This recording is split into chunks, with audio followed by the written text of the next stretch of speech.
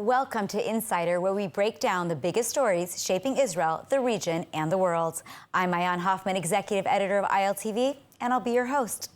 More than 400 days of war, 73 Israeli hostages still in Gaza. Trump delivered an ultimatum: release them by Saturday or hell breaks loose. We have to ask, why are they not home? Is Netanyahu playing politics with their fate, or is Hamas dragging this out to prevent an Israeli return to war? Tonight, we break down the hostage crisis, Trump's influence, and the political blame game. Would Israel be in a different position if Trump were in charge earlier? And beyond Gaza, Iran is on the brink of a nuclear weapon. Egypt stands accused of violating its peace treaty, and the settler movement is eyeing annexation. Is Israel winning this war, or just prolonging the inevitable? To debate these questions, I have with me Ruthie Blum, senior contributing editor for JNS, and veteran Israeli journalist Tovah Lazaroff. Let's get into it. So thank you guys so much for being here. What is happening with the hostage deal? You know, Trump just a week ago pushed very hard, said Hamas, they stalled the deal. They said, we're not going to carry it through. Trump said, okay, then either let them all out or else. Netanyahu seemed to have backed that idea. And yet we went back to the old deal, and then we got 3 hostages out last Saturday, and maybe, God willing, some bodies on Thursday, and another 3 or 4 hostages on Saturday. And we're kind of where we are. And Trump said he would have taken a harder stance. So, Ruthie, what is going on here? Why are the hostages not home? Well, we know why the hostages are not home, because they're Hamas's leverage, and it's Hamas's last bit of leverage after Israel decimated the whole place, Gaza, and the leadership, the Hamas leadership. So here's the reason that I believe Netanyahu did not take Trump up on his, what I would call a brilliant and generous offer, considering how the Biden administration treated Israel throughout the war. He understood that he was between a rock and a hard place. Had he said, okay, if you don't give all the hostages back on Saturday, not just 3, then all hell will break loose, and we're going to go back into Gaza and blitz the crap out of everybody. Then what would have happened is Hamas wouldn't have returned any hostages, and then Netanyahu would have been blamed for endangering the lives of those he could have saved. Anyone who suggests that Netanyahu only cares about his coalition and keeping his seat and doesn't care about the hostages, I think is being immoral, because that isn't true. He's actually trying to satisfy as much of the Israeli public as he can, and that is an impossible task. Well, I mean, is that true? Because, Tovah, let's just think about this for a minute. If we wanted to go back in, let's say hell was going to break loose. Well, we've been at war for 16 months. And yes, we have pummeled most of Gaza, destroyed the infrastructure without question. But we haven't effectively won this war. I mean, Hamas seems to be alive and kicking every time they let out hostages. Do you agree with what Ruthie is saying? Well, but you're almost making the argument for what Ruthie is saying, in a sense. Like, yeah, I mean, in general, broad scopes terms, yes, right? I think the risk of going back into a situation where we don't have a deal, maybe you would get them home, but maybe you wouldn't.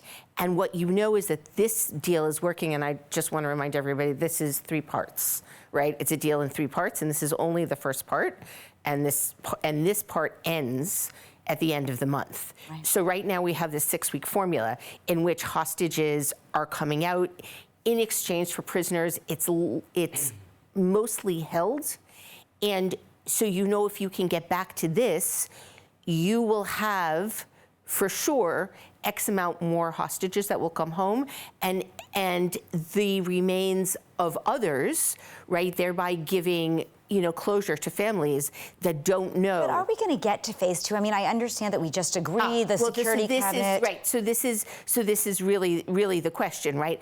I think that it was the question of whether or not Netanyahu should have made an overall deal. That's a question for almost any other point but the point where Trump made his statement, right? That could have been a question for November 2023. It could have been a question. But what's going to happen now, phase 2 or no? Right, so let me just finish. So then, right, but now what we have is we have what we know, and then we have what we don't know. And the part that we do know, which is phase 2, we were supposed to start negotiating that like 2 weeks ago. We were supposed to start negotiating that when Netanyahu was in Washington. And only now are we starting.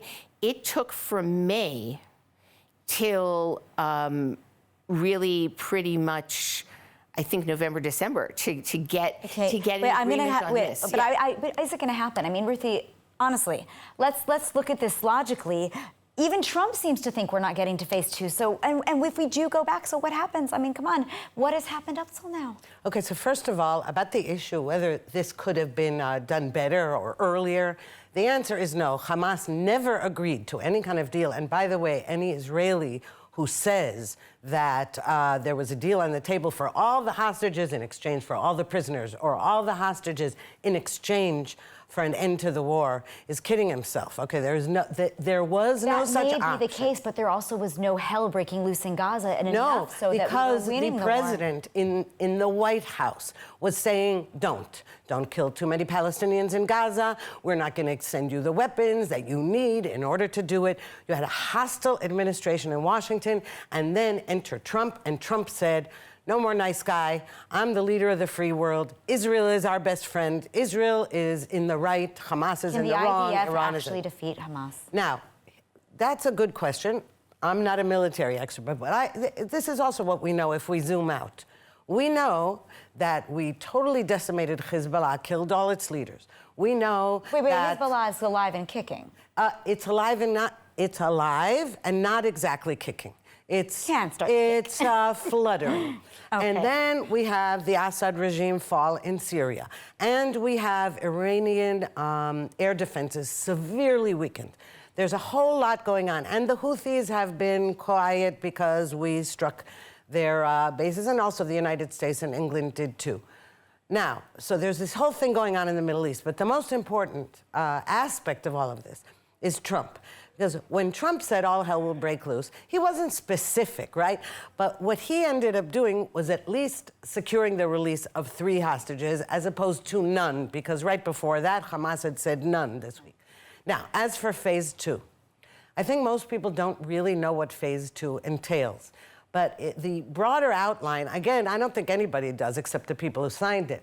But according to what everyone's reading, what phase 2 entails is Hamas putting down its weapons, the IDF completely withdrawing from Gaza, ending the war, and the release of the hostages. Now, nobody in his right mind believes that Hamas is going to lay down its weapons. Right. So almost like utopia. And Hamas says, we'll start to negotiate the hostages after you leave Gaza. In other words, this phase 2 is actually a bogus clause, a phase in an agreement that to begin with was a bad one.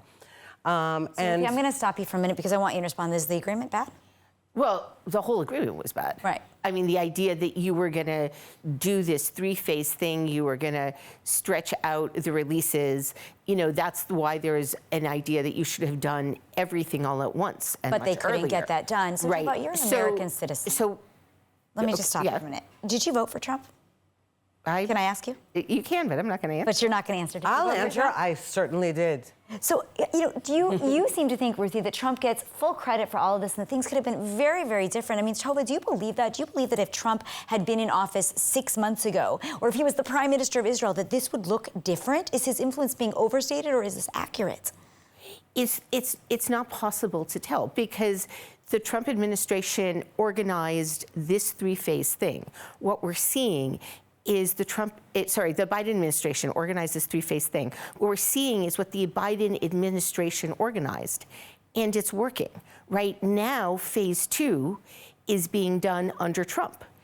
He's doing it very differently than Biden did, right? And but Biden arguably had that plan on the table, some iteration of it, for several months, and it did not go through until he was like a foot and a half out the door. But the deal itself is still his. And now what you're seeing is now what you're seeing is Trump already putting it forward in a very different way than we're used to, right? So with Biden, everything was very closed, everything was very careful, everything was very measured, right? So in a way, the biggest leverage threat that you had was Israel. You didn't have another threat to leverage. Israel was out there alone.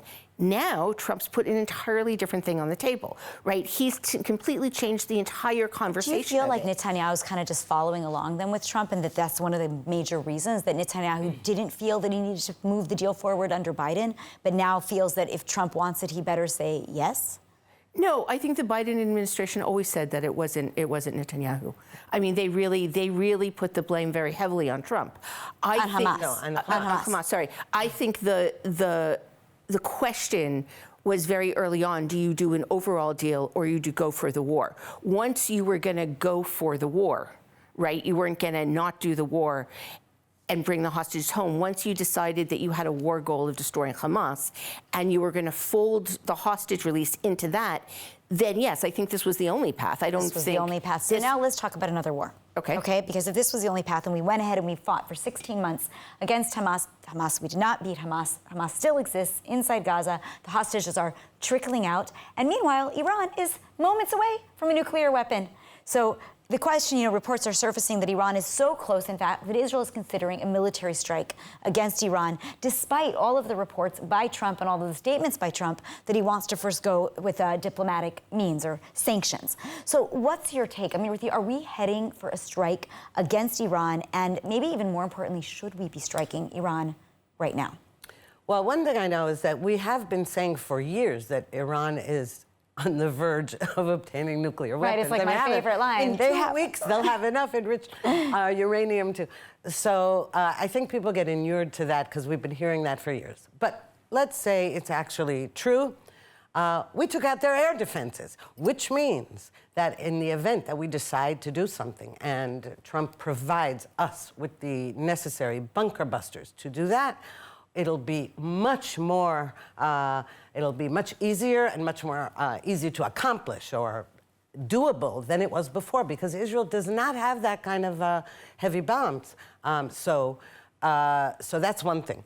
But as for the deal, and Hamas is still in power, you see another brilliant part of Trump's, the second part we didn't mention, was Trump's solution for the day after, which is empty out Gaza, level it. I mean, after you destroy Hamas. Now, it's possible you can't destroy all Hamas because, in my opinion, and in the opinion of certain Middle Eastern experts, I won't say all because others disagree with this, everyone in Gaza is Hamas. And therefore, and we actually are not committing genocide. I have to say, I've never seen a genocide in which the population grows as opposed to. So it's not genocide. And in fact, because we're trying so hard not to kill any hostages and not to kill Palestinian civilians, and I say on purpose in quotes because even 10-year-old kids there are aiming RPGs at Israeli soldiers. Because we were so careful, coupled with Biden's tying our hands behind our back, we were in this impossible situation. Trump has opened that up now. So let's go back to Iran for a minute. Should we be attacking Iran? Can we attack Iran? We can attack Iran. We can't take out its nuclear program fully. Only the United States can do that. So then why would we bother to do it? And right now, I think we're being used by the Trump administration as leverage to push forward a deal. But ultimately, if you don't neutralize Iran's nuclear program, either through an Israeli strike, which would set it back, or an American strike, which would decimate it, but ultimately they could rebuild it because you're not going to take away the knowledge of it. Well, and also they work on what I understand centrifuges, and therefore they could be all over the country in very many places, and not just in some kind of nuclear facility. Right. It's very complicated to limit the nuclear program, but certainly you could set it back. You could neutralize it through a deal, but unless you neutralize Iran, you can't really resolve the war with Hamas in Gaza, and you can't really resolve the war with Hezbollah in Lebanon, and you have Syria always open to destabilization from Iran. So ultimately, when Netanyahu talks about changing the map of the Middle East, the big question ultimately is not Hamas, where we always focus, and not Hezbollah, where we focus a lot, but really Iran. So let me ask you this question, because today it's actually very interesting, right? The Secretary of State is in Saudi Arabia, and he's there with Putin. Now, that's really interesting when you think about a new regional dynamic, because of course people are saying, oh, it's because of the Ukraine-Russian war. Yes, but it's also could have what to do with the vision that Trump might have for the greater Middle East. Do you think that this all factors together? Of course it does. So explain. It's why. Of course. Well, no, because ultimately we know this is a global geopolitical game. I mean, we could also, bring in China, and we could bring in, but specifically. But ultimately, I mean, some of the destabilization happened, because Russia was focused elsewhere, and also, in converse, right? If you do end the Russian-Ukrainian war, you bring Russia back into the region, then you want to make sure you're doing it in a way that aligns. Want to make sure that Russia is still working in cahoots with Israel like it used to in order to be able to enable us to attack and to be on top of the security. That, and also you want to be very careful where Russian weapons might go, right? Because right now Russia has been using their weapons? No, sorry. They're in production mode. They have what to do with their weapons. In other words, they have weapons to sell once the Russian-Ukrainian war is over. That's fascinating, actually, insight over there. Now, I want to turn over to another topic, which is actually Egypt, because we talk about the region and we talk about our neighbors. So the Israeli ambassador, Yechiel Leiter, actually just accused Egypt of a very serious violation, he said, of the peace treaty with Israel, saying that Jerusalem will still have to raise up concerns because of a military buildup that is going on over there. It's the first time we've ever taken such a bold statement. Now, the videos were taken down. But Ruthie, what's going on here?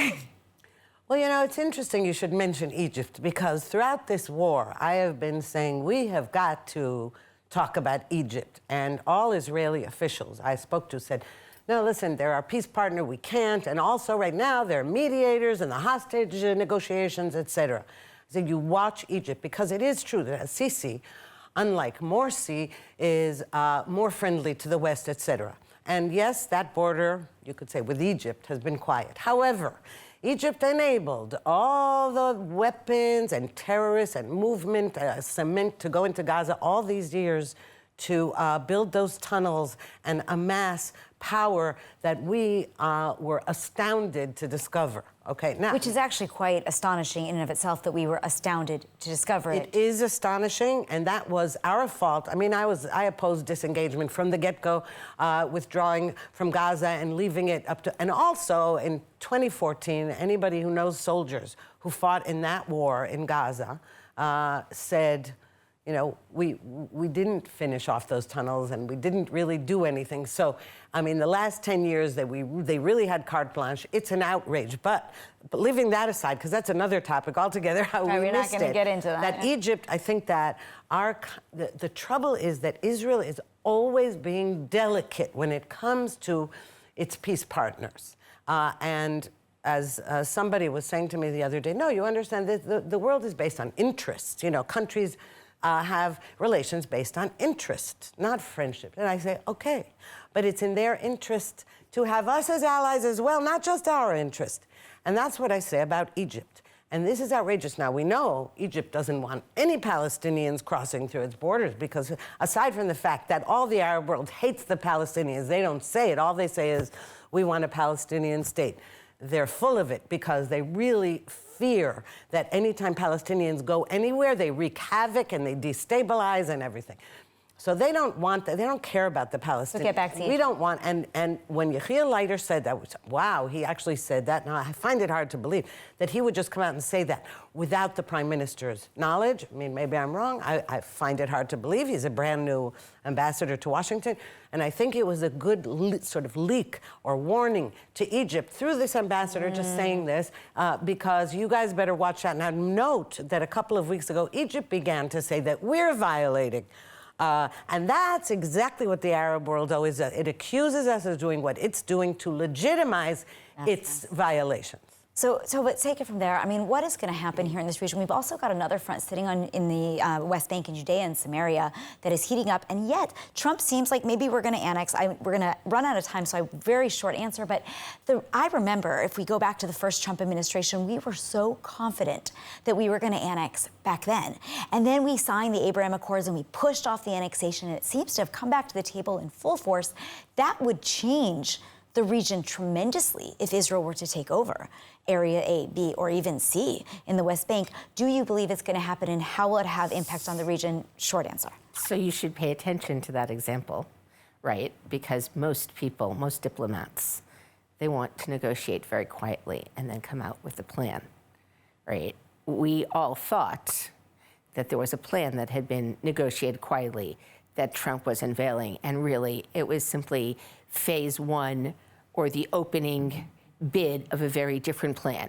So Trump negotiates publicly, right? And what we're used to as statements of what will be are often for him part of the negotiating process. So all of this will come together. Each piece will interlock with the other. But what you're seeing now is Trump's negotiating process for a deal that will impact the West Bank, Gaza, Iran, really everything. And you can't know what's going to happen ultimately until you actually know what that deal is. So we're on our final minute, and I want one final sentiment from you. Ruthie, if I asked you one question, did Israel accomplish anything truly in Gaza specifically up until now, based on where we're holding today? Yes or no? 30 seconds. Why? Yes, definitely. It accomplished something, not everything. This war isn't over. The story isn't over, but yes. Okay, same question to you. It certainly took away Hamas's ability in the short run to do another October 7th. And I want to say something about the hostages. 10 seconds. Yeah, 1 second, which is getting so many hostages out in less than 2 years, no matter how much danger they're in, is actually a record for Israel. Think Gilad Shalit 5, think Mengistu and Hisham al-Sayed 10. Think how many have come home. That's it's actually a compliment. It's actually a huge accomplishment. And that is a really excellent sentiment to end on. So unfortunately, that is all the time that we have this evening. I do want to very much thank our guests, Ruthie and Tovah. For more of the latest updates from Israel, make sure to subscribe to our newsletter at iltv.tv. Thanks for watching Insider. Have a safe and pleasant evening.